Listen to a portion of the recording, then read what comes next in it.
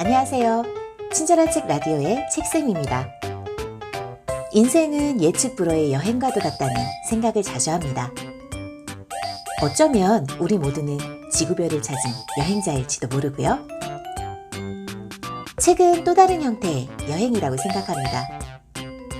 친절한 책 라디오에서는 책을 통해 떠나는 다양한 여행에 관해 이야기하려고 합니다. 오늘은 그 10번째 날로 걷기의 즐거움을 찾아 책여행을 떠나봅니다.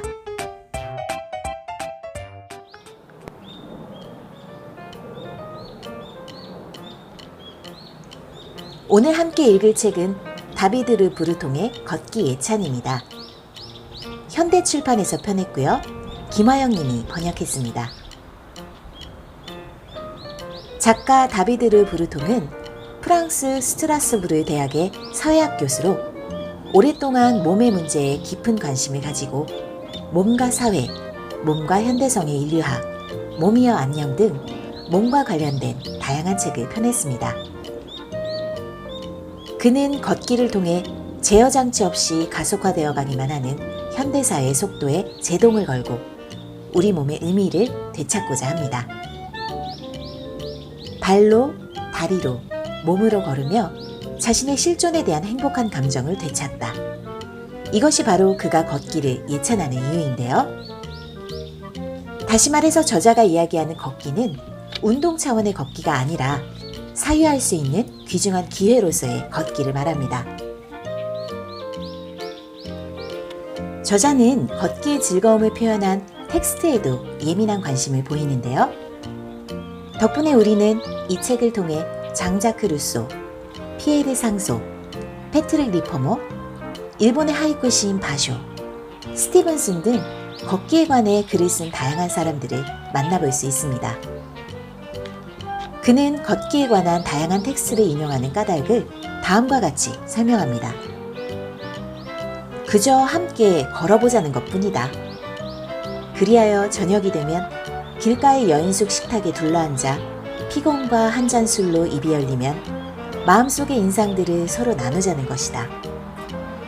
그저 좋은 동반자들과 같이 걷는 단순한 산책의 이야기를 하고 싶을 뿐이다. 시간과 공간의 제약을 받지 않고 초대하는 다양한 텍스트들을 통해 그는 보다 풍성한 걷기의 세계로 우리를 초대합니다. 발로 걸어가는 인간은 능동적인 형식의 명상으로 빠져든다. 그 명상에서 돌아올 때면 가끔 사람이 달라져서 당장의 삶을 지배하는 다급한 일에 매달리기보다는 시간을 그윽하게 즐기는 경향을 보인다. 걷는다는 것은 잠시 동안 혹은 오랫동안 자신의 몸으로 사는 것이다.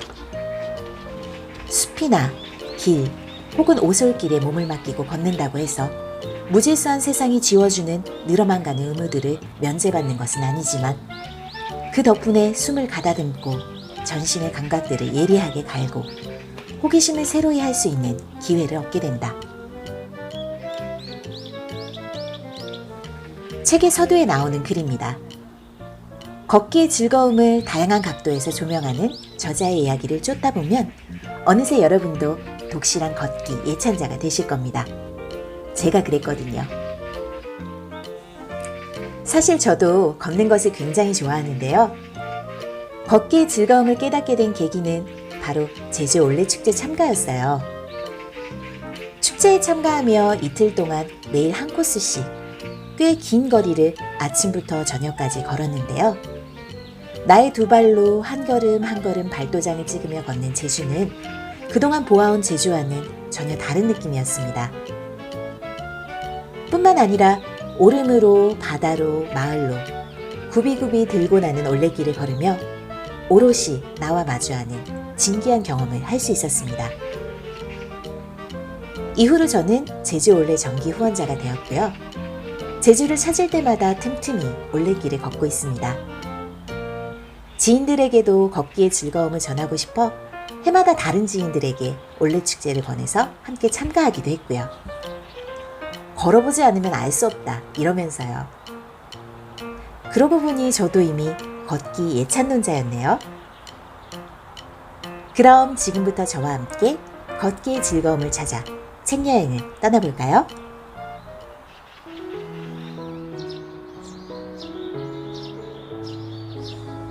오늘날과 같은 세상의 맥락 속에서 생각해보면 걷는다는 것은 어떤 형태의 향수나 저항을 연상시킬 수도 있다. 걷는 사람들은 자동차를 버리고 여러 시간 혹은 여러 날 동안 신체적 차원에서 세상의 알몸 속으로 직접 뛰어드는 모험을 감행하기로 작정한 특이한 개인들이다. 걷는 동안 여행자는 자신에 대하여, 자신과 자연과의 관계에 대하여, 혹은 자신과 타인들의 관계에 대하여 질문하게 되고 뜻하지 않은 수많은 질문들에 대하여 깊이 생각해 보게 된다. 만남과 대화를 가져오는 걸음, 시간을 음미하고 마음 내키는 대로 멈추거나 가던 길을 계속하는 그런 걸음, 생각에 잠기기도 하고 걷기도 하는 그 고즈넉한 즐거움. 두 발로 걷다 보면 자신에 대한 감각, 사물의 떨림들이 되살아나고 쳇바퀴 도는 듯한 사회생활에 가리고 지워져 있던 가치의 척도가 회복된다. 자동차 운전자나 대중교통의 이용자들과는 달리 발을 놀려 걷는 사람은 세상 앞에 벌거벗은 존재로 돌아와 자신의 행동에 책임을 지고 있음을 느낀다. 그는 인간적인 높이에 있기에 가장 근원적인 인간성을 망각하지 않는다. 걷기는 집의 반대다. 우연히 내딛는 걸음걸음이 인간을 과객으로, 길 저 너머의 나그네로 변모시키기 때문이다. 그를 걷잡을 수 없는 인간으로, 집도 절도 없는 인간으로, 구두 밑창이 닳도록 어느새 저만큼 떠나버린 인간으로 만들어버리기 때문이다. 여기 혹은 저기에 존재한다는 것은 실처럼 뻗어나간 길, 고저장단으로 변화하는 곡선의 한 과정에 불과하다. 사실 걷는 사람은 공간이 아니라 시간 속에다가 거처를 정한다. 걷는 사람은 시간을 제 것으로 장악하므로 시간에게 사로잡히지 않는다. 길가에서 등에 진 배낭을 벗어놓고 달콤한 낮잠을 즐기거나 돌연 마음을 흔들어 놓은 한 그루 나무나 어떤 풍경을 음미하거나 또는 운 좋게 목격하게 된 어떤 지역의 풍습에 관심을 가질 수 있는 선택이 가능해지는 것이다. 스티븐스는 생각한다. 더 이상 시간을 지킬 필요가 없이 보내는 삶, 그것이 바로 영원이다. 오직 배고픔만으로 시간을 측정하고 잠이 올 때야 비로소 끝이 나는 여름날 한나절의 길이가 얼마나 되는지 실제로 겪어보지 않고서는 가늠하지 못할 것이다.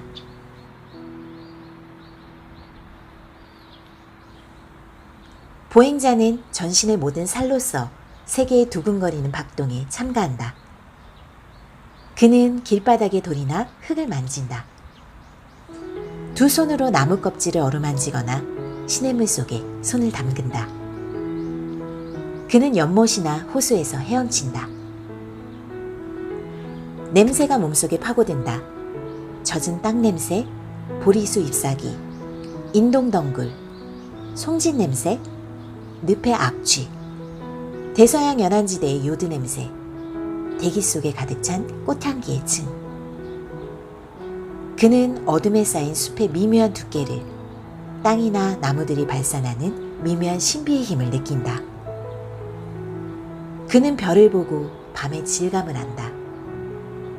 그는 고르지 못한 땅바닥에 누워 잔다. 새들이 우짖는 소리, 숲이 떨리는 소리, 폭풍이 밀려오는 소리나 마을에서 아이들이 부르는 소리, 시끄럽게 울어대는 매미 소리나 햇빛 속으로 솔방울이 툭 하고 떨어지는 소리가 들린다. 비를 맞아 옷이 젖고 양식이 젖고 오솔길이 질척거린다. 추위 때문에 발걸음이 더디어지고 결국은 땔감을 주워 모아 모닥불을 지펴 몸을 덮이고 가진 옷을 모두 꺼내 껴입을 수밖에 없다. 그런가 하면 더위 때문에 속옷이 살갗에 달라붙고 눈 위로 땀이 흘러내린다. 보행은 그 어떤 감각도 소홀히 하지 않는 모든 감각의 경험이다. 심지어 계절에 따라 열리는 산딸기, 머루, 오디, 개암열매, 호두, 밤의 맛을 아는 사람에게는 미각까지도 소홀히 하지 않는 전신 감각의 경험이다. 로리리는 지친 보행자를 기다리는 온갖 식사를, 휴식의 행복을, 처음으로 나오는 음식 접시를 가슴 떨며 기다리는 마음을 비길 데 없을 만큼 적절하게 묘사한다. 나는 식탁에 펄썩 주저앉아 굽힌 파리에 머리를 묶고 흐뭇한 기분으로 여인의 일거수일투족에 귀를 세운다. 프라이팬이 화덕 위에서 소리를 낸다.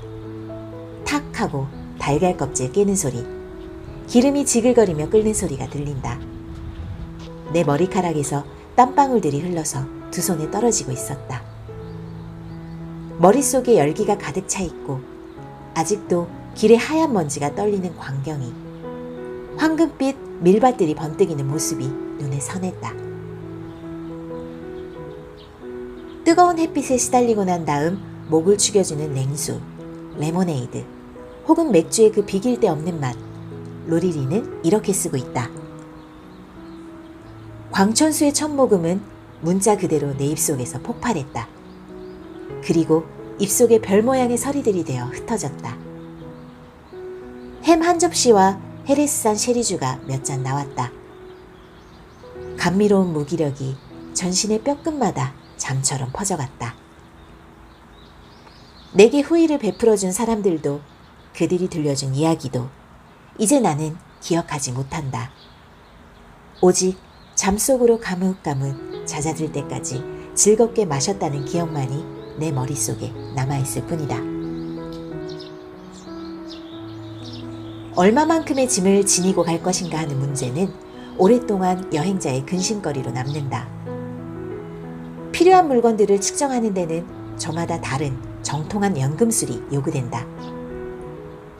짐을 너무 무겁게 꾸리지 않도록 신중을 기하는 것이 마땅하지만 지나치게 인색한 짐을 꾸렸다가는 조만간 어느 순간에 꼭 필요한 것이 수중에 없어 공경에 빠질 위험이 있다. 여행의 안락은 짐을 잘 꾸리느냐, 못 꾸리느냐에 달려있다. 그렇지만 훌륭한 용품도 두 다리가 그것을 감당할 능력을 갖추지 못하면 충분한 것이 못 된다. 로돌프 테퍼는 그의 아름다운 저서 지그자그 여행에서 궁극적으로 가장 중요한 것이 무엇인지를 꼬집어 말해준다. 여행을 할 때는 배낭 이외에 활기, 쾌활함, 용기, 그리고 즐거운 마음을 충분히 비축해 가지고 떠나는 것이 매우 좋다. 스티븐스는 대번에 보행자에게 왜 고독이 절대적으로 필요한 것인가에 대한 이론을 내놓는다. 도보로 산책하는 맛을 제대로 즐기려면 혼자여야 한다. 단체로, 심지어 둘이서 하는 산책은 이름뿐인 산책이 되고 만다. 그것은 산책이 아니라 오히려 피크닉에 속하는 것이다. 마음 내키는 대로 발걸음을 멈추거나 계속하여 가거나 이쪽으로 가거나 저쪽으로 가거나 할 수 있어야 하기 때문이다. 스티븐슨이 자주 인용하는 헤즐리트 또한 그와 크게 다르지 않은 심정이다. 방 안에 있을 때는 나도 남과 어울려 지내는 것을 즐긴다. 그러나 일단 밖에 나서면 자연만으로 충분하다. 걷는다는 것은 침묵을 횡단하는 것이며 주위에서 울려오는 소리들을 음미하고 즐기는 것이다. 내 가슴은 나무들 속에서 수렁거리는 바람 소리에 전율한다. 어제까지만 해도 지리멸렬한 삶에 지쳐있던 내가 돌연 그 소리들을 통해서 내 힘과 정신성을 발견하는 것이다. 여러 가지 소리들이 침묵의 한가운데로 흐르지만 그 침묵의 배열과 질서를 어지럽히지 않는다. 오히려 때로는 그 소리들의 침묵의 전제를 드러내주고 처음에는 알아채지 못했던 어떤 장소의 청각적 질감에 주의를 기울이게 만들어준다. 침묵은 우리가 존재하고 있다는 느낌을 실감케 한다. 그 침묵은 지금이 껍질을 벗는 한순간임을 말해준다. 그 껍질 벗음을 통해서 우리는 현상을 명확히 깨달을 수 있게 되고 방향을 잡을 수 있게 되며 내적 통일을 기하여 어려운 결단의 한 발자국을 내디딜 수 있게 된다. 침묵은 인간의 마음속에 돋아난 쓸데없는 격가지들을 쳐내고 그를 다시 자유로운 상태로 되돌려 놓아 운신의 폭을 넓혀준다. 시나 노래는 험한 길의 어려움을 덜어주고 거쳐간 공간과의 친화력을 새롭게 한다. 다른 사람을 향하여 혹은 어떤 풍경이나 나무들이나 암소떼들을 향하여 노래를 부르는 것은 사회적 행위다. 그것은 서로의 관계를 기리는 일이며 동시에 그곳의 존재함을 기리는 일이다. 노래는 보행의 도반이여 마음의 균형추다. 그는 체면이나 난처한 평판 따위를 두려워하지 않아도 되므로 한껏 자유롭게 공상의 날개를 편다. 남 모르는 사람, 그저 지나가는 사람이 된다는 것은 곧 항상 점잖은 인상을 주어야 한다는 붙박이의 중압에서 벗어나는 것을 의미한다. 걷기는 언제나 미완 상태에 있는 실존의 이미지를 잘 보여준다.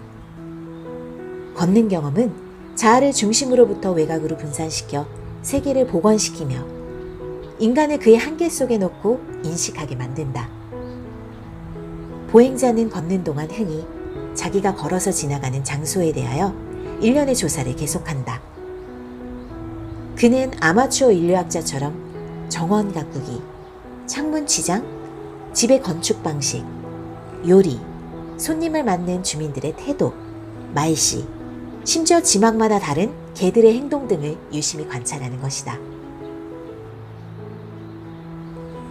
수많은 철학자들과 작가들은 예외적인 혹은 규칙적인 산책을 통하여 자신들의 머릿속에 마련한 여백 속에서 자유로운 사색, 추리, 논증이 이루어지도록 맡겨둔 결과 얻게 된 혜택에 대하여 자주 말하곤 한다. 장자크 루소는 말한다. 보행에는 내 생각들의 활력과 생기를 부여하는 그 무엇이 있다. 들판의 모습, 이어지는 상쾌한 전경들, 대기, 대단한 식욕, 걸으면서 내가 얻게 되는 건강, 내가 무엇인가 매여 있다고 느끼게 하는 모든 것, 나의 처지를 상기시키는 모든 것으로부터 멀리 떨어져 있다는 사실. 그런 모든 것이 내 영혼을 청소해주고 내게 보다 크게 생각할 수 있는 대담성을 부여해주고 존재들의 광대함 속에서 나를 던져넣어 내 기분 내키는 대로 거리낌 없이 두려움 없이 그것들을 조합하고 선택하고 내 것으로 만들 수 있게 해준다. 키에르케고르는 이렇게 쓰고 있다. 나는 걸으면서 나의 가장 풍요로운 생각들을 얻게 되었다. 걸으면서 쫓아버릴 수 없을 만큼 무거운 생각이란 하나도 없다. 니체는 환희의 지혜에서 이렇게 잘라 말한다. 나는 손만 가지고 쓰는 것이 아니다. 내 발도 항상 한 몫을 하고 싶어 한다. 때로는 들판을 건너질러서, 때로는 종이 위에서, 발은 자유롭고 견실한 그의 역할을 당당하게 해낸다. 여행은 어떤 것이나 다 담화요 이야기다. 글쓰기는 길을 가는 동안 수집한 수많은 사건들의 기억, 숱한 감동들, 그리고 느낀 인상들이다. 그것은 여행자가 시간의 한계로부터 벗어나 그 시간을 공책의 페이지들로 탈바꿈시켜 향수에 젖으며 그 시간으로 되돌아가 보는 방식. 텍스트 여기저기에 점철된 수만 가지의 표적들 덕분으로 그 시간을 추체험하는 한 방식이다. 기억이란 그것대로 한계를 가진 것이기에 우리가 걷는 동안 경험한 것들 중에서 까맣게 잊어버리고 만 것들의 전체는 우리들 앞에 보잘것없는 몇 토막이 남았을 뿐인 기록의 합에 비긴다면 어지러울 정도로 그 수가 많을 것이다. 길을 가면서 일기를 쓰게 되면 그 도보 여행은 그만큼 더 생생하게 기억 속에 남는다. 늙어가면서 건강상의 문제로 몸을 움직일 수 없게 되자 여행을 포기하지 않을 수 없게 된다. 그래서 붓에 의지하여 종이 위로 전진하는 글쓰기의 여행이 길 위의 여행을 대신할 수밖에 없다. 우리는 사실 글을 쓰기 위해 걷는다고도 할 수 있다. 이야기하고 이미지들을 포착하고 감미로운 환상에 빠져들기 위하여 추억과 계획을 쌓기 위하여 걷는 것이다. 아프리카, 아시아, 라틴 아메리카의 수많은 지역의 탐험은 견디기 어려운 육체적, 정신적 조건 속에서 수행되었다. 1856년 6월 런던 지리학회의 보호 아래 인도군의 두 장교인 리차드 버튼과 존 스피크는 유럽 사람들이 그 존재를 짐작해온 터인 동아프리카의 대호수들을 향하여 긴 도보 탐험길에 오른다. 130명의 인원, 그리고 잡화와 식량과 자재를 실은 30도의 노새로 구성된 대상이 버튼의 지휘하에 잔지바르섬 맞은편 바가모요에서 떠난다. 사람들은 저마다 무기와 개인 장비 이외에 30여 킬로그램의 짐을 어깨에 메고 있다. 날씨가 좋은 철에 지나간 사람들의 발자국이 만들어 놓은 그 오솔길이 우기가 돌아오면 이내 무성한 열대의 풀과 수림으로 뒤덮여버린다. 밀림에 들어서면 낫도끼로 쳐서 식물의 터널을 만들어야 얽히고 설킨 덤불을 뚫고 전진할 수 있는데 걸머진 짐이 끊임없이 가지에 걸린다. 산악지대를 통과할 때는 비탈진 바위를 기어 올라가야 하는데 순간순간 몸이 뒤뚱거려 조금만 방심했다가는 천길 낭떠러지 아래로 굴러떨어질 위험이 있고 경사진 지형과 어깨를 짓누르는 짐의 무게로 전신의 힘이 다 빠져나간다. 들판을 지날 때에는 불로 지지는 것만 같은 햇빛을 이겨내야 한다. 반면에 밤이 되면 얼음같이 싸늘해지면서 기온이 내려간다. 그리고 여전히 벌레들은 사람들에게 달려들고 습기 때문에 상처는 잘 아물지 않는다. 몇 주일이 지나자 버튼 자신도 점점 용기를 잃어간다. 수풀이 빽빽하게 우거진 곳에서 하룻밤을 자고 나서 찌뿌드러한 기분으로 깨어 일어나니 머리가 아프고 눈이 쓰라리면서 고통 때문에 전신이 와들와들 떨린다. 피로와 추위, 햇빛과 비와 말라리아, 그리고 불안이 하나가 되어 나를 못살게 군다. 1857년 버튼과 스피크는 병이 들고 사기는 바닥에 이른다. 열병에 전신이 와들와들 떨리고 현기증으로 정신을 못 차리는 가운데 내 동료는 몸이 어찌나 쇠약해졌는지 그를 떠매려면 장정 3사람이 필요하다. 나는 아직 1사람 정도가 부축해주면 될 정도다. 짐꾼들은 절벽을 기어오르는 허수아비 같다. 나귀들은 한 걸음 내디딜 때마다 주저앉는다. 갈증과 기침과 기력 소모 때문에 우리는 땅바닥에 드러눕고 싶은 마음뿐인데 전투의 외침소리가 이 골짝 저 골짝에서 메아리치고 활과 창으로 무장한 토인들이 검은 개미떼처럼 몰려든다. 1958년 2월 무수한 낙오와 1년의 끝도 없는 육체적, 정신적 시련 끝에 살아남은 사람들은 탕가니카 호수에 도착한다. 훗날 탕가니카 호수가 콩고강의 유일한 수원이라는 스피크의 믿음은 확인된다. 이런 도보 탐험은 면도날 위를 걸어가듯 지난한 것으로 매 순간 사람들의 생명을 위험 속으로 몰아넣고 끝없는 인내와 예외적인 육체적, 정신적 시련을 강요한다. 이때의 걷기는 걷기 자체가 좋아서가 아니라 탐험을 성공적으로 끝내기 위해서는 다른 방법이 없기 때문에 선택된 것이다. 이런 탐험에서는 목표를 달성하기 위한 인내와 흔히 그런 탐험이 강요하는 고난을 끝장내버리고 싶은 욕구가 서로 대결하게 된다. 이때 오직 중요한 것은 더 나은 방법이었기에 그저 몸에게 모든 것을 일임하고 앞으로 나아가는 것뿐이다. 도시에 사는 시민 한 사람 한 사람에게는 유별나게 선호하는 공간이나 길의 코스가 따로 있다. 그때그때의 기분에 따라, 날씨에 따라, 서두르거나 느긋하게 소유하고자 하는 욕구에 따라, 혹은 길을 가면서 처리해야 할 일에 따라 다양한 코스를 택할 수도 있다. 그런가 하면 완전히 어둠 속에 묻혀버린 지역도 있다. 단 한 번도 발걸음을 하지 않은 지역.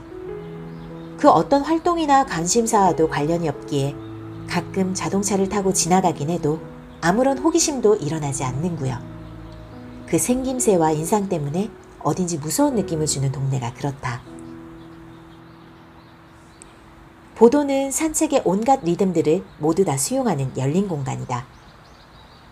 나이 많은 노인의 느린 걸음이나 어린아이의 정신없는 질주, 서둘러 일터로 가는 직장인의 분주한 발길, 길을 가다가도 호기심을 끄는 것이 있으면 끊임없이 발걸음을 멈추고 두리번거리는 관광객의 무사태평, 일용할 양식처럼 사소한 인상들을 수집하고 저장하는 산책자들의 느긋한 걸음, 수많은 회랑과 복도에서 이 다양하고 때로는 서로 상충되는 걸음들이 서로 부딪힌다.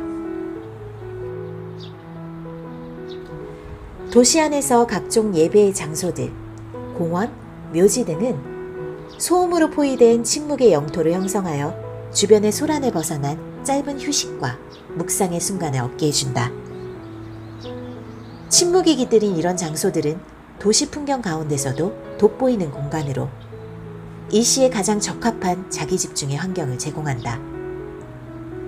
우리는 그런 침묵의 공간에서 잠시 마음을 추슬러 내면성을 충전시킨 다음에 도시로 되돌아가 소란이나 자신의 일상생활을 다시 만난다. 도시는 무수한 얼굴들의 숲을 보여준다. 도시에서 산책한다는 것은 끊임없이 자신의 주변에서 타자들을 바라본다는 것. 그와 동시에 그들의 시선에서 결코 벗어나지 못한다는 것을 의미한다. 만화경 같은 미세한 감정의 파장들이 산책자의 마음을 뚫고 지나간다. 가끔 그는 그 덧없는 인상들을 의미하는 미학자가 되어 어느 카페의 테라스에 가앉고 그의 시선을 지나는 군중 속을 하염없이 헤맨다. 다른 사람을 본다는 것은 어떤 몽상을 시작한다는 것이다. 순례자란 무엇보다 먼저 발로 걷는 사람, 나그네를 뜻한다. 그는 여러 주일, 여러 달 동안 제 집을 떠나 자기 버림과 스스로에게 자발적으로 부과한 시련을 통해서 속죄하고 어떤 장소의 위력에 접근함으로써 거듭나고자 한다. 신앙심이 두터운 사람들은 자신의 믿음을 나타내고 다짐하기 위하여 성지를 찾아간다. 병든 사람들이나 불구가 된 사람들은 치료를 받기 위하여 성유골의 기적적인 힘만 믿고 찾아간다. 또 다른 사람들은 하나님께 어떤 특별한 기원 성취를 빌면서 드린 서원을 지키기 위하여 길을 떠난다.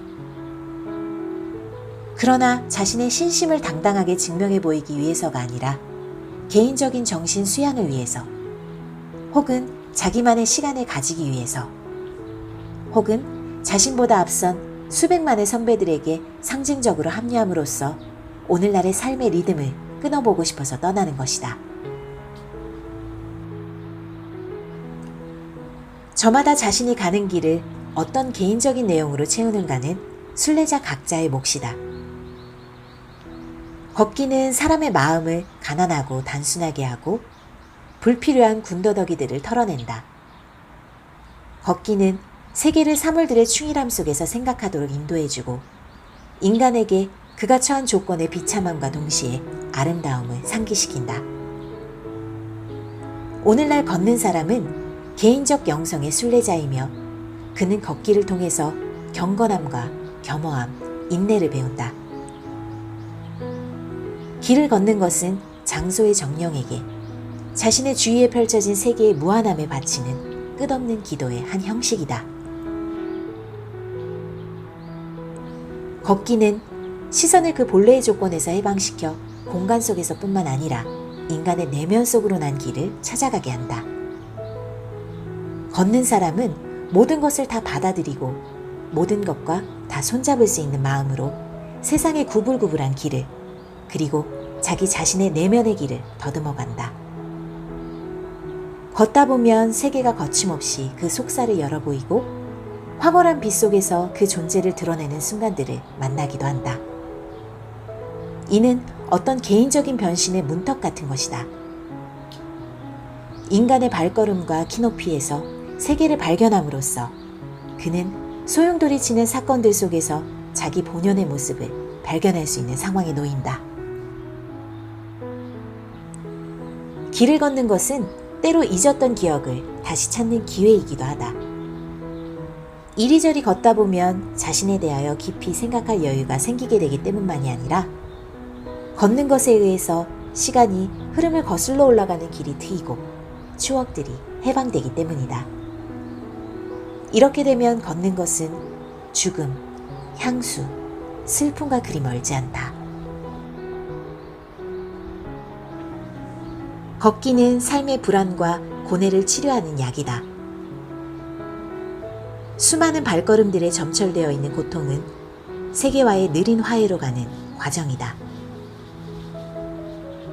정신적 실현의 통과는 걷기라는 육체적 실현 속에서 효과적인 해독제를 발견한다. 다른 리듬 속에 몸담고 시간, 공간, 타자와 새로운 관계를 맺음으로써 주체는 세계 속의 자신의 자리로 회복하고 그 가치를 상대적 시각에서 저울질하게 되고 스스로의 저력에 대한 믿음을 되찾는다. 걷기는 나르시스적인 방식이 아니라 사는 맛과 사회적 관계 속에 제자리를 찾게 함으로써 인간 스스로의 모습을 바라볼 수 있도록 해준다. 인간으로 하여금 고통스러운 개인적 역사와 인연을 끊어버리고 쳇바퀴 도는 것 같은 일상의 길에서 멀리 떨어진 내면의 지름길을 열도록 해준다. 우리가 여행을 하는 것이 아니라 여행이 우리를 만들고 해체한다. 여행이 우리를 창조한다. 지구는 둥글다. 그러므로 그 지구를 태연한 마음으로 한 바퀴 돌고 나면 우리는 어느 날 출발점으로 다시 돌아올 것이다. 그리하여 또 다른 여행의 준비를 할 것이다. 그토록 많은 길들, 마을들, 도시들, 산과 숲들, 바다와 사막들이 있는 한 그곳에 이르고 그곳을 느끼고 그곳에 도달한 기쁨 속에서 우리의 기억을 껴안기 위한 그토록 많은 코스들이 또한 열려 있는 것이다.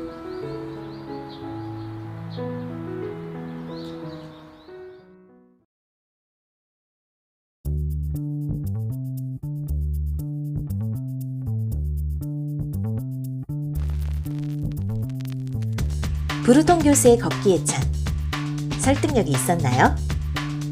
저는 책을 읽으며 심장이 두근대는 순간들이 많았습니다. 하루를 온전히 걷는 것이 저의 가장 긴 걷기였기 때문에 몇 날 며칠 순례하듯 걷는다는 건 어떤 것인지 경험해보고 싶은 생각이 들었어요. 보다 절실히 삶을 아끼고 보다 겸허하고 보다 더 감사하는 마음으로 남은 인생을 안을 수 있게 되지 않을까 하는 생각을 하면서요. 친절한 책 라디오, 오늘은 여기까지. 지금까지 여러분의 책쌤이었습니다. 구독과 좋아요, 알람 설정 잊지 마세요. 하지만 사실 그 모든 것을 떠나 댓글이 가장 반갑습니다. 여러분과 소통할 수 있는 창구라서요. 흔적 남겨주세요. 저도 찾아갈게요. 다음 시간에 만나요.